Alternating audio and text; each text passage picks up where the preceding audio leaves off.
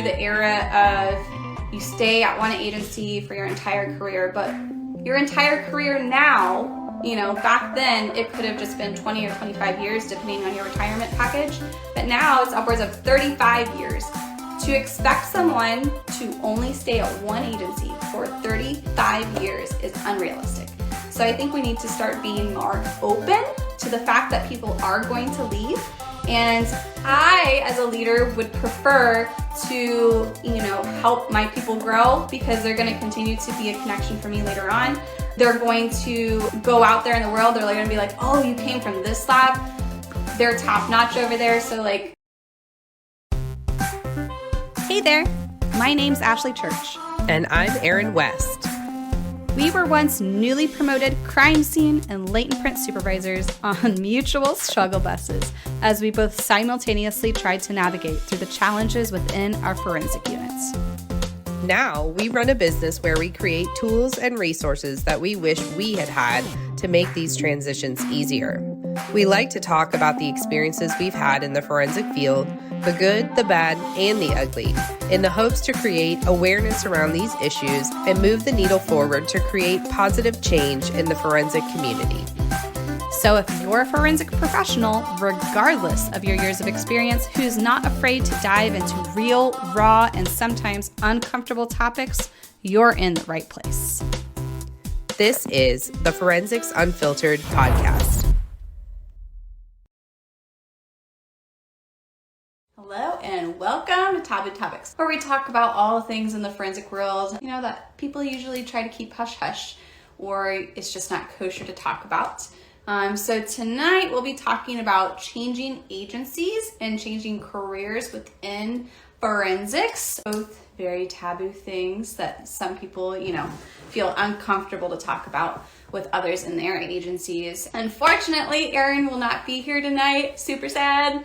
She was literally digging in the bottom of a lake today. You heard that right. She was digging at the bottom of the lake because they drained the lake. So yeah, she's pretty exhausted, which I think is pretty understandable. And so she is not going to be here for Taboo Topics Tuesdays. So it's just me. The first thing that I'm going to talk about is changing agencies. And that can be really awkward. Both Erin and I have gone through that. We've had, unique experiences, but I think a lot of it kind of mirrors in other agencies. You hear about it a lot, no matter if you're in a different state or county or whatever. So for me, I was moving to a sister agency, literally just one county over. And I can tell you, I definitely felt a lot of anxiety about going through that process, even just telling someone hey, I think I'm gonna apply to this other agency. I tried to keep it hush-hush, did not work out that way. Rumors fly real fast, right? Before I even had an interview, I was cornered and said, hey, I've heard from all of these people that I did not personally tell that you are going to this other agency. Why haven't you told me yet? And I hadn't even gone through the interview at that point. All I did was go take a tour, fill out the application, and I think I had just started maybe the background check. And not, I didn't do the voice stress test yet, hadn't even interviewed yet, and the news got out. So I think what's really important if you are a leader in forensics is if your employees feel uncomfortable coming to you and telling you, hey, I think I'm going to take, this other direction in my career, why? There's some people that just want to stay private, and that's, totally fine. But if it's a majority of your employees that try to keep everything hush-hush and under wraps until they're ready to turn in those 2 weeks, why? Erin has actually had the experience with one of her superiors where he actually encouraged her, wanted her to grow, knew she was going to grow out of the position that she was in, and he was actually a reference for her whenever she went to apply to other positions. And how awesome would that be to have one of your supervisors be completely aware of your intentions, and actually be a reference for you on your application. So I don't know if you've had any experiences with that. Hopefully, you have some really great relationships with your supervisors, and maybe you're in Aaron's boat, but that wasn't the case for me. And it's mainly because you kind of witness what happens to other people whenever they turn in their 2 weeks and move on either to a different agency or a different career path or what have you. And I didn't feel that it was a positive environment for me to disclose that information, and so I didn't. And yeah, you kind of feel like a traitor sometimes, right? Maybe you witnessed other people getting some backlash during their last 2 weeks or however long, the stint is. So yeah, I would really, if you're a leader in the forensic community and you don't make it like an open environment for people to come to you with this information, maybe you need to do some internal work. That was just my experience, and it was just not very pleasant to go through that. Let me see if any of you guys have any questions. Why did you want to leave? Oh, so good question. The reason I wanted to leave, there's some things I probably won't disclose on here, but it had to do with the environment in the unit. But there's also some other personal reasons. So I did want to start a family. I wanted to kind of have like a slower call schedule. And that was something the other agency could offer me. Like they literally had maybe a third or a quarter of the call volume than I had currently. So that was very attractive for me. And something else, as far as like my experience moving to a sister agency, is I still had friends that worked at the original agency. And after I left, a few months down the road, I was hearing things that some people were saying, and they're like, oh, she claimed that she wanted to leave because she wanted to start a family, but she hasn't done that yet. And unbeknownst to them, we were actually having difficulty getting pregnant. So it took us about 7 months before we were able to get our first pregnancy test. But it's really disheartening, when you work at a former agency and they're still talking about you leaving, and it wasn't in a positive light, it was in a negative light. And so I think that's why a lot of people in the forensic community don't want to voice that they want to leave or that they're looking into leaving or why they're leaving, because the rumors are crazy. So anyway, that was, again, just kind of my unique experience as far as leaving an agency. I don't know if you guys feel the same way. Maybe you have had some similar experiences, but that was just my experience. So how would you combat the negativity? Sometimes the only thing you can do is to combat it is to control your own reaction to it. So you can't stop them from saying negative things, like that's their problem to deal with, but you can change your reaction and the stuff you're telling yourself. That's kind of how the approach that I took. I don't really have shame in how I did things because, I stayed true to myself, and it was a really good move for me. So I stand by my choices, and that's pretty much how the only way you can combat the negativity. So, if they're going to spread rumors and talk crap about you, you can't really control that. You can just control your own emotions and your own reactions to it. What is an effective way to do your research on an agency to know if they have a healthier work environment? Talk to the people that currently are in that agency now and talk to the people that have left recently. And some of them, may not be so open, but some of them may tell you exactly how things are. And some people will be a little bit more blunt. Maybe they're very bitter. But if you're seeing a common theme for why people leave, there's probably some truth in that. I've always thought exit interviews were a good idea. Why you were leaving, was it something we did or specific? So I actually did an exit interview. I think I still did a very tasteful exit interview, but I know a lot of people or some people before me that also did exit interviews and echoed the same concerns and problems that I did, and it didn't seem to do much. So is it easy to build connection with people who work in another agency? Sure. Why not? That's actually how I got the other job. I had someone that I was working with that they reached out to him and was like, hey, would you like this position? He was an intern at this agency before. They really liked him. They wanted to have him come back.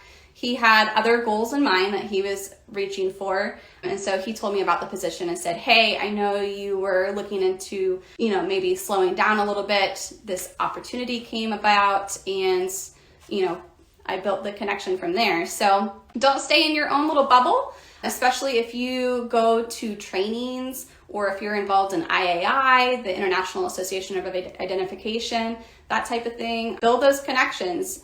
When you're in training, don't stay in your own little bubble. If someone invites you to go out to dinner or, be involved in some type of group activity, don't close yourself off, because you never know when you will utilize that connection later on in your career. So absolutely. It's easy to build connection with people if you are looking to do that. If you guys have any other questions about changing agencies, keep them in the comments below. But I'll start talking about changing career paths. I don't know if you guys have big audacious dreams. A lot of people will actually use crime scene positions as a step towards something bigger. So maybe they want to work in a lab. Maybe they want to be a big private investigator. I don't know. It's their own personal things. But you can also have some pushback. Someone in our comment section was even saying hey, I work at an agency. My goal is to become, a crime scene investigator in the forensic unit. And I was told I couldn't even voice that dream because it would upset people. That's crazy. But it happens, right?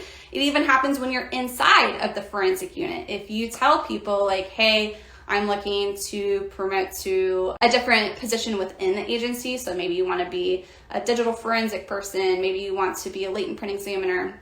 And some people feel like they can't even voice that because, you're going to leave this other unit short, whatever the drama is. And same thing if you are looking into going into something outside the agency. So if you want to go work in a state lab or a private lab, that's also taboo too, right? I've never actually worked in a lab setting, but I could imagine if you were, to tell someone I'm looking into going to the private side, people will probably give you some side looks for that too. So in my case, I did a hard left turn. I wasn't expecting it, but I started to become an instructor for trainings, forensic trainings. And then out of that became an entrepreneur. So that can be really different too. I would say in that instance, I felt like I had more support. I wasn't as afraid to voice my intentions. My hesitancy and my anxiety came from within, as far as a people pleaser. For me, if I know I'm about to disappoint someone or upset them, that's when I have anxiety because I don't want to disappoint or upset them. So in that case, I didn't feel like my superiors would be resentful. I just knew internally oh, this is gonna feel really awkward because I'm about to disappoint them. I'm about to leave the agency. And it had nothing to do with, it had more personal things to do with that. But whenever I became a forensic instructor, I had a lot of imposter syndrome going on. Kind of who am I to be able to teach classes? I had it in my head oh, I don't even know if I have that many years, enough years. What's enough years? I don't know, to be credible.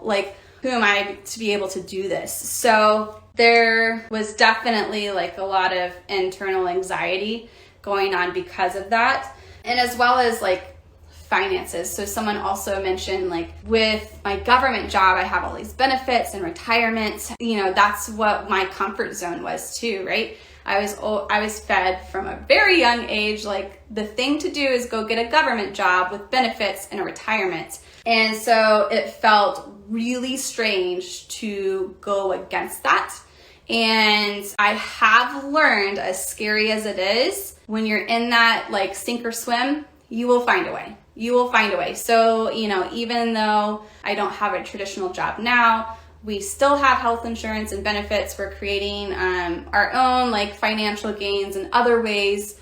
and not really super dependent on being in a government job. So if you were looking into maybe the private sector, I don't know much about that because I haven't worked in the private sector, but I would imagine that, you know, even if they don't have the same traditional benefits as a government job, you can still make it work.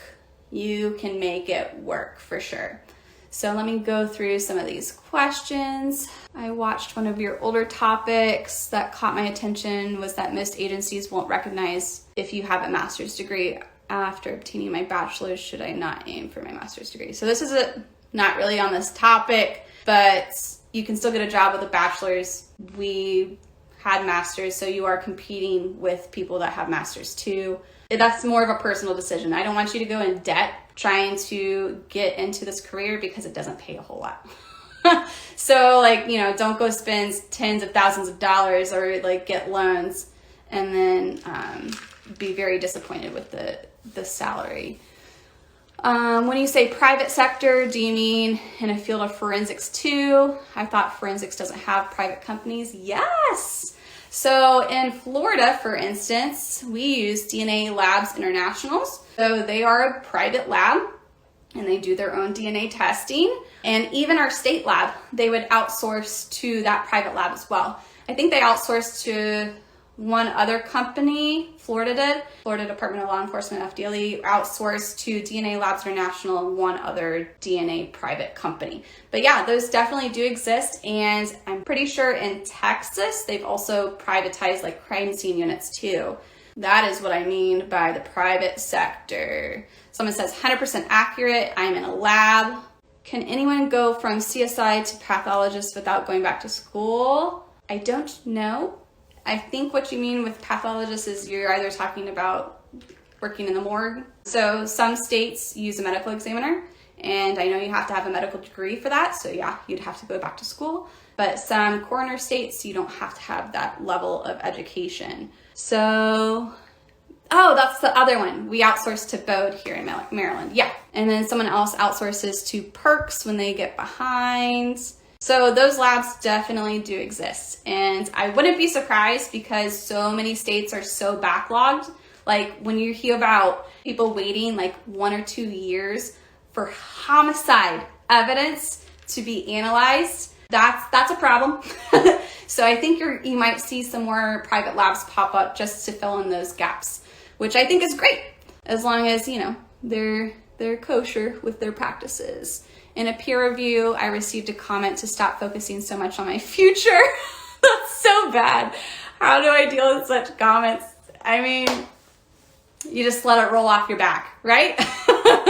It is your life, your life. No one can tell you to stifle your dreams. If you want to listen to that, that's one thing, but I'm here to tell you, like, I think being around someone like Erin has helped me so much because she, like, any opportunity, she's like, yeah, sure, we'll try it. We can do that. And at first, when we started this company, those dreams felt way too big. I was like, oh no, we need to like keep it inside this box. This is the only bubble that I know. And when you start reaching out of your comfort zone and you still dream those big dreams, you will surprise yourself. So now there's a lot of other things that I'm like, oh yeah, we could totally do this. That a year ago, it would have frightened the crap out of me. How can I find those private labs in my cities? I don't know. Is there a website? Is there a website to go find? I mean, I'm sure you can try to find LinkedIn too. So with LinkedIn, we put this in our free PDF resource for students where you can actually like search for jobs. So if you like search for, I don't know, DNA analyst, it will pop up with all of those jobs in your area. You can actually like search within your area or search within like different states or the whole nation. And I'm sure stuff like that will pop up. So if anyone works in a lab and you know how to find privatized labs, forensic labs in your state and know what to Google, just type it in the comments because I'm not that person. I don't know. I think that covers it pretty much. And one other comment, private labs are out there, mostly word of mouth. Many private labs are small and only have a few examiners. Exactly. Yeah. So they're harder to come by. But start making those connections, building those bridges now. And I'm sure you can also like kind of network with them at conferences and such too. I've swapped agencies and I've gone from the bottom to the top. Yep. And that was the case for me as well. It was not expected. I was not expecting to be promoted so fast, but you never know. It opened up a completely different door for me. And I'm very thankful for making the decision for myself. And then it opened up other doors for me, which is great. Someone else said, check the American Academy of Forensic Sciences website. They may have resources for you to look into private labs there. And how would have changed the problem at the agency that you left if you could? It really would have been to promote, but at that particular agency, people were waiting like 10 plus years to promote, and I was definitely not in line at that time. So to make a really big impact and a change that I would have wanted to, it would have taken a lot longer. You know, moving to, especially, you know, the time in my life where we were trying to start a family too, it was the best decision I could have made for myself. And then I got to be a good impact on a different lab. And I don't regret any of it. All right, someone said thanks for the information. You are welcome. Hopefully it helps. It is super uncomfortable if you've never changed agencies before, but I think it's gonna be more common. It really is. Unfortunately, like, there's a lot of people, a lot of senior people that have lived through the era of you stay at one agency for your entire career, but your entire career now, you know, back then it could have just been 20 or 25 years depending on your retirement package, but now it's upwards of 35 years. To expect someone to only stay at one agency for 35 years is unrealistic. So I think we need to start being more open to the fact that people are going to leave. And I, as a leader, would prefer to, you know, help my people grow, because they're going to continue to be a connection for me later on. They're going to go out there in the world. They're going to be like, oh, you came from this lab. They're top notch over there. So like it only benefits you if you kind of help your people grow. They can move on from the agency if they want to. If they want to stay at the agency, then great. You can help them grow within your agency. But I don't think the expectation of having them stay for X amount of years, like, that's kind of gone now. So just embrace it and expect it and help your people, you know, move on if that's what they want. I think this is good, healthy discussions. A lot of this is kind of sensitive information, but if you're looking at changing agencies or changing career paths at this time, it could be uncomfortable to talk about in a public setting. So if you want to message me privately, feel free to do that if you have any other questions or need any other support in any way. Thanks, guys. Have a good night. Thank you so much for being here and listening to Forensics Unfiltered. If you liked this episode, would you do us a favor and leave a review letting us know specifically what you liked about this topic? It will only take a minute, but it will really help us plan future episodes so we can bring you more topics that you want to listen to. We'll be sure to provide any links from today's episode in our show notes on our website. Head to www.gapscience.com. Until next time, stay safe out there.